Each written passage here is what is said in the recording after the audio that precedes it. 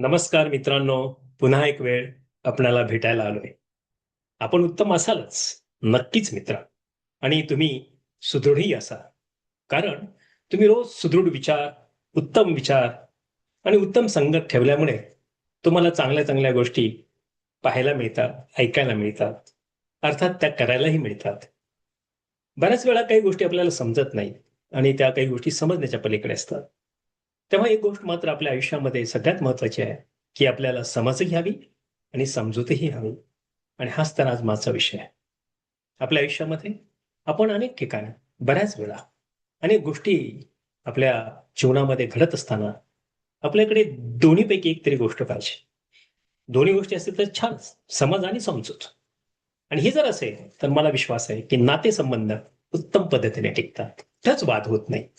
म्हणून प्रत्येक व्यक्तीची विचारसरणी, त्याचा अनुभव आणि दृष्टिकोन हा प्रत्येकाचा वेगळा आहे. कोणाचीही विचारसरणी एकसारखी नाही. समविचारांची लोकं भेटू शकतील, पण तसाच विचार करणारी व्यक्ती भेटेल असं नाही. दुर्मिळ भेटेल. परंतु जो अनुभव आहे, तो भिन्न असतो. कारण प्रत्येकाचं जे लहानपण आहे किंवा त्याचा एकंदरीत विकास आहे त्याच्या व्यक्तिमत्त्वाचा, हा वेगवेगळ्या टप्प्यामध्ये, वेगवेगळ्या ठिकाणी झालेला असतो, वेगवेगळ्या लोकांमध्ये झालेला असतो, वेगवेगळ्या संस्कारामध्ये झालेला असतो आणि म्हणून त्याचा अनुभवही वेगळा असतो. मग काय मित्रांनो, समजत आहे ना?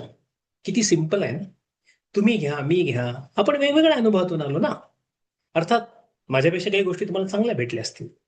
कदाचित काही गोष्टी तुम्हाला नाही त्या भेटल्या, त्या मला भेटल्या असतील. व्हाईस वर्सा. आणि म्हणूनच आपला दृष्टिकोन त्या पद्धतीने वेगळा राहतो. हे तुमचा तो दृष्टिकोन का बनला? तर तुम्हाला त्या गोष्टी त्या पद्धतीने प्राप्त झाल्या आणि माझा त्याच पद्धतीने दृष्टिकोन जो काही बनला, तो मला जे काही प्राप्त झालं त्या पद्धतीने. थोडक्यात माणसामध्ये मतभेद असणं कधी-कधी चांगलं असतं, पण मनभेद असू नये. विचारांच्या बाबतीत तुम्ही वेगळ्या मतांचे असू शकता. पण मनाची जेव्हा गोष्ट येते, तेव्हा मनभेद हा कधीच नसावा. कारण मित्रांनो, तिथे तुम्हाला गरज आहे समज आणि समजूतपणाची. सगळ्यात महत्त्वाची गोष्ट आहे आपल्या आयुष्यामध्ये. अर्थात आपण इतरांच्या भावना समजल्या पाहिजे. इतरांची परिस्थिती आपण समजली पाहिजे आणि एक आपण विचार ओळखण्याची पण एक आपली क्षमता आपण विकसित केली पाहिजे आणि याला समज लागते. आता काही लोक तुमच्या आयुष्यामध्ये येतात किंवा प्रत्येकाच्या आयुष्यामध्ये लोक येतात. आपल्या प्रत्येकाच्या आयुष्यामध्ये लोक हे येणारच आहे बाय डिफॉल्ट. पण त्यावेळी तुम्हाला काय लक्षात येतंय, की त्याची एकंदरीत विचार करण्याची उंची किती आहे? हो, फार महत्वाचा शब्द आहे. त्याची उंची. त्याची उंची कशावर आहे? तर त्याच्या संस्कारावरती आहे. त्याच्या आसपास असलेल्या वातावरणामध्ये त्यांनी कसं विकसित झालंय त्याच्यावर असते. आणि सगळ्यात महत्वाचं त्याची एबिलिटी आहे का? आपल्याशी मैत्री करण्याची, आपल्याला समजून घेण्याची किंवा आपली एबिलिटी आहे का त्याला समजून घेण्याची किंवा त्याला मैत्री करण्याची, व्हाईस वर्सा, बरोबर? त्यामुळे दोन्ही गोष्टी जेव्हा भिन्न असतात, त्यामुळे इथे एकच गोष्ट काम करते, समज आणि समजूत. काय मित्रांनो, किती वेळा हे तुम्ही मान्य कराल?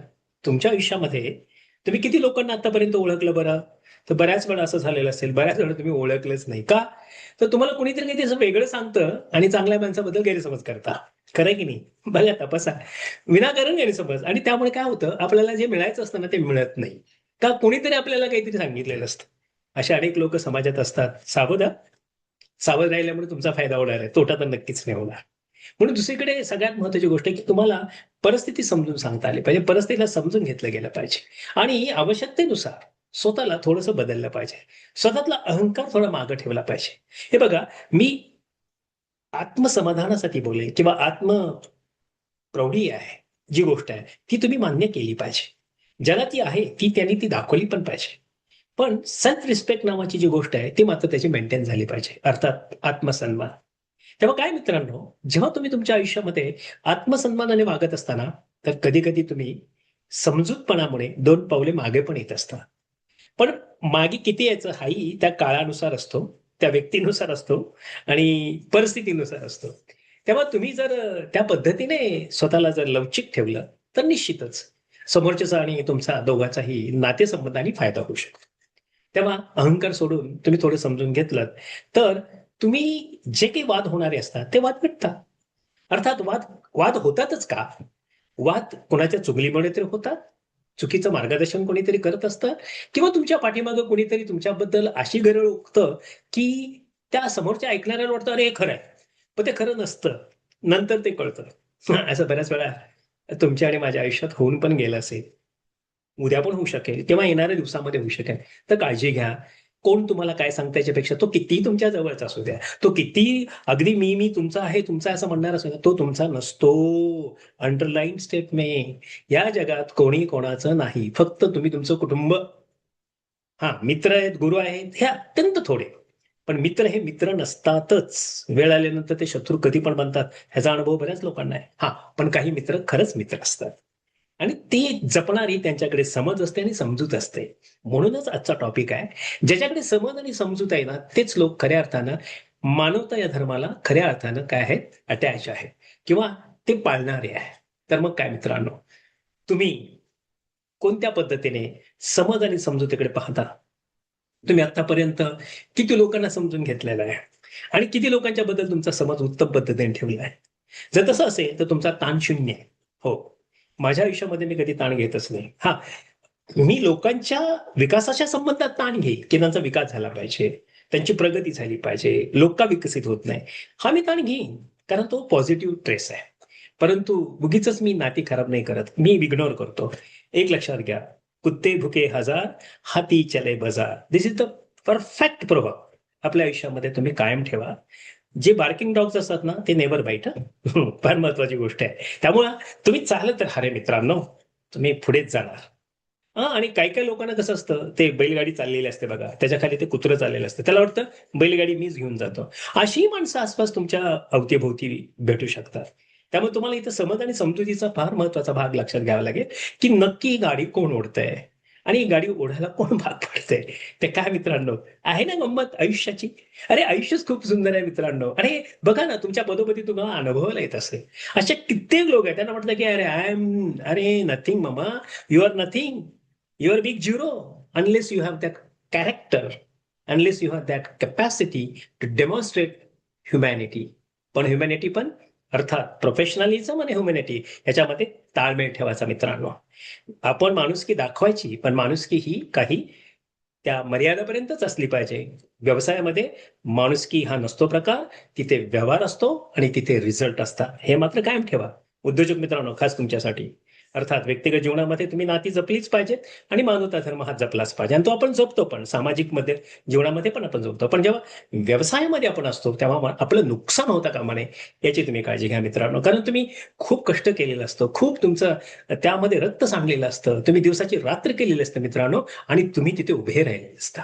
तेव्हा लक्षात ठेवा, नाती टिकवायची आहेत. पण याचा अर्थ नात्यामध्ये स्वतःचं नुकसान नाही करून घ्यायचं, हेही लक्षात ठेवा. म्हणून आपल्याला एक मानावं लागेल, की आयुष्यामध्ये जर सुसंवाद साधायचे असतील, तर तुम्हाला आणि मला महत्वाची गोष्ट आहे, की समज असली पाहिजे आणि समजूत त्या पद्धतीने घेतली पाहिजे. या गुणांवरती आपण विचार केला पाहिजे. काय मित्रांनो, मग आजचा विचार कसा आहे? समज आणि समजूत ही तुम्ही किती आवश्यक पद्धतीने घेतली पाहिजे. मला विश्वास आहे मित्रांनो, की तुम्हाला आजचा विचार आवडेल. कारण ज्याला अहंकार नाही, त्याला समज आहे आणि समजूत पण आहे. पण ज्याच्याकडे अहंकार शून्य आहे, असा माणूस सर्वार्थाने सुखी आणि समृद्ध असतो.